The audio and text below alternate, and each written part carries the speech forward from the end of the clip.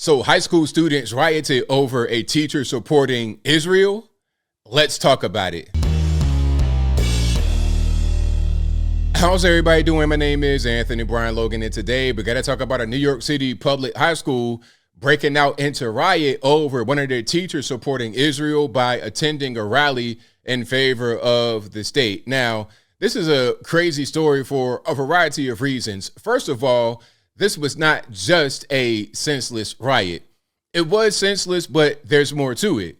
You see, part of the riot was these kids trying to find the teacher. Oh yeah, the teacher was hiding in the school or near the school for a number of hours because the kids were trying to find him. Now, I don't know what they wanted to do when they found the teacher, but that's part of this. But also the mainstream media narrative. You see, when a thing like this happens, they want to immediately say right-wing, racist, Nazi, white supremacist. But we're talking about Jamaica Queens, New York City, public high school.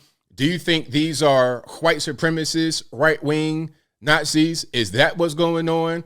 I think we should just not go with the mainstream narrative, take a step back and really understand what's happening here. Now, before I go any further, let's jump straight into the clip. I'm going to play a censored version of the riot.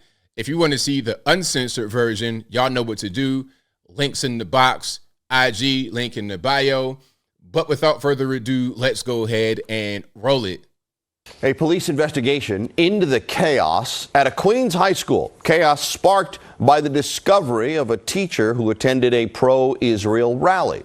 Investigators will closely examine this video posted on TikTok. Police say the 45-year-old teacher works at Hillcrest High School in Jamaica. Officers went to the school on Monday. Now, even though this is very censored and it's hard to see, and I apologize, but it is YouTube. If I didn't censor it, you wouldn't see it at all because they blocked the video because you're talking about minors and whatnot engaging in violence.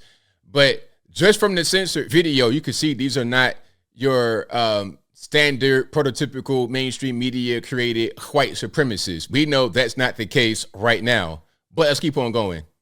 Day after she reported a social media threat from an unknown person.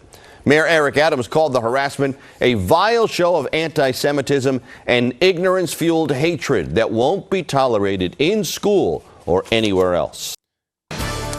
Okay, so that's what's happening. Now we got to get to the next video here. This is going to be just like a full news clip of what's happening.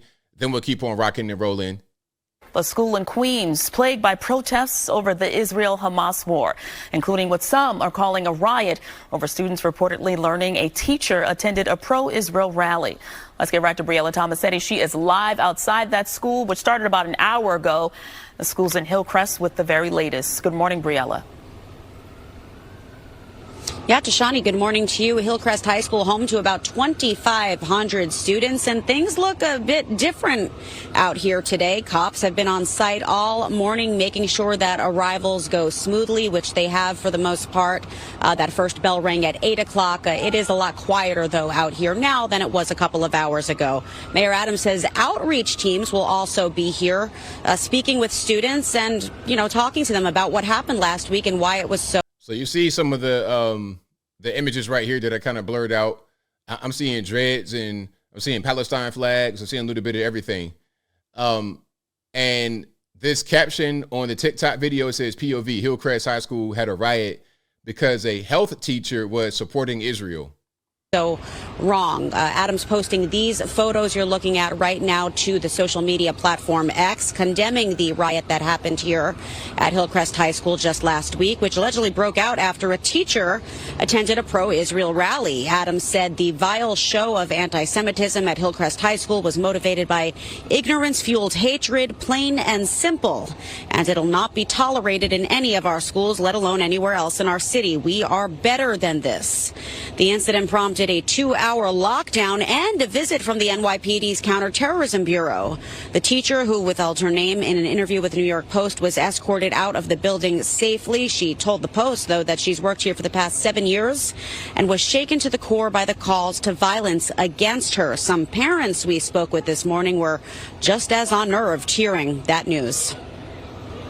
I feel pretty safe, because there's a lot of cops around. But it's kind of ridiculous what's happening.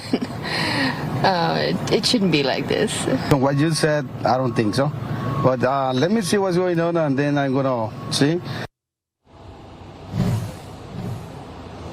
And 4 students were arrested here in a separate incident that happened about 2 weeks ago, where they were allegedly assaulting school safety agents. 3 NYPD school officers were injured in total. 2 15-year-olds and 2 16-year-olds were taken into custody.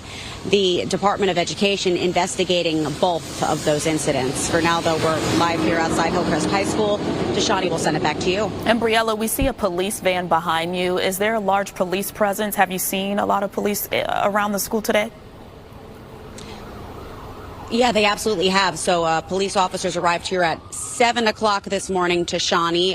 School safety agents and uniformed cops. They were patrolling the area here outside the entrance as kids and parents, dropped off their children. Because, of course, when you have something like this go on and it goes viral, it could attract violence, any kind of negativity. The media is out here. So when you see all this activity going on, it could attract other things that are not welcome to the school.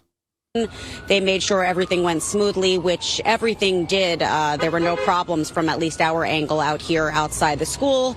And I'm guessing they're going to remain here for the remainder of this day to make sure that when dismissal happens, it goes, it is loud out here. It goes just as smoothly to Shawnee. Exactly. That's pretty much what's going on. So that's what's happening out there in Hillcrest. I think that might have been Jamaica, Queens. I'm not really sure about all the neighborhoods in New York City. You guys from the city or familiar with the city, y'all let me know exactly where that is out there in Queens, New York City. But that's what's happening. You have a riot that broke out in the school. That's what they're calling it. I mean, we saw some of the blurred video. I know it's kind of hard to see. And again, I can't show the actual full uncensored. They're going to just strike the video down immediately. You wouldn't see it anyway. Again, go to the website for that full one. But yeah, that's what's happening. And I think, to go back to what I said earlier, it can't just be racist, white supremacist, neo-Nazi, right-wing. I don't think any of these kids identify with being right-wing at all. Not at all. I think what's happening is they see some things on TikTok they had no idea about. They had no idea about some of the things that were truthful. Then there could be some things that are kind of radicalized and maybe not be 100% true. And then they act based on that. So then it becomes Israel is the enemy. Now, personally, I just say that no nation is perfect. I can't say that the Israeli side is perfect, nor can I say the Palestinian side is perfect. That'd be ridiculous because no country on earth is perfect. I criticize this country, the USA, more than any other. And I love America. I ain't going nowhere. Okay. That doesn't mean I hate the country. It just means I'm able to identify what's really going on and criticize it that way. But I criticize it in a healthy way. I'm not going to go harass somebody because they support a particular country or they support a particular practice of a country that I don't. And I think the way you can really combat things like this from happening, you can prevent these riots from taking place. You got to be honest in your education. Don't withhold things or explain things in a way that's biased. Give the full truth. So then when these 14-year-olds are on their phone looking at TikTok, they're not discovering things for the very first time. They should have already discovered in the classroom when it comes to geopolitics. Okay. Don't say, all right, this is what's happening, that's what's happening, and then neglect everything else in the middle. Give the full story. Be 100% honest. Again, when you arm the students with knowledge, with education from a non-biased perspective, then you be able to prevent situations where they discover things on their own that aren't 100% accurate, and then they act on that. But I think I'll leave that right there for now. And what say you? What's your take on what happened here at the New York City school? Do you think that it was preventable, not preventable? Do you think it was a bunch of racists and neo-Nazis and white supremacists that were trying to attack this female health teacher over her support of Israel? Maybe she might be Jewish herself. Was it an anti-Semitic attack from some racist students? Whatever your thoughts are, let me know in the comments below. You guys know where I'm at. I think this is a result of a lack of proper education, a lack of honest education. When we don't tell people the right thing, we got to go discover it. I mean, I've been there. I've been there, done that. I'm not being told certain things in school. Like, here's an example of just one thing, just anecdotal, but it goes much deeper than this, and it's all over the country and all over the world. At a certain point, it's called propaganda, but I don't want to go too deep down that rabbit hole, so I digress. Here's my example. When I was in school, I was told that slavery in the U.S. was a Southern thing and that the war was the North fighting the South to end slavery. But then, as an adult, I discovered that slavery was also in the Union throughout the entire war. Actually, the Union freed their slaves after the Confederacy. The document that freed the slaves, Emancipation Proclamation, that was only for the South.